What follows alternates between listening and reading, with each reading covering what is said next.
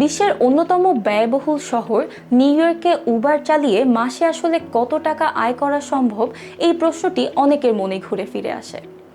সাম্প্রতিক সময়ে new York city taxi and limousine commission TLC এর তথ্য অনুযায়ী একজন ফুল টাইম উবার ড্রাইভারের মাসিক গড় আয় প্রায় 4,000 থেকে 6,000 মার্কিন ডলার হতে পারে। নিউ ইয়র্ক সিটিতে সাধারণ রাইড শেয়ারের জন্য নির্দিষ্ট প্রতি কিলোমিটার ও প্রতি মিনিটের রেট নির্ধারণ করা, যার ফলে উবার ড্রাইভারদের এক ধরনের আয়ের নিরাপত্তা আছে।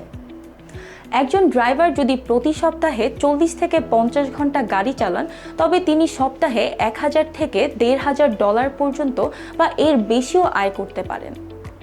বিশেষ করে পিক আওয়ার বা ব্যস্ত সময়, যেমন সকালের অফিস আওয়ার, রাতে ঘরে ফেরার সময় কিংবা ছুটির দিনে ডিউটি করলে টিপস বা সার্চ প্রাইজিং মিলিয়ে বেশ ইনকাম সম্ভব।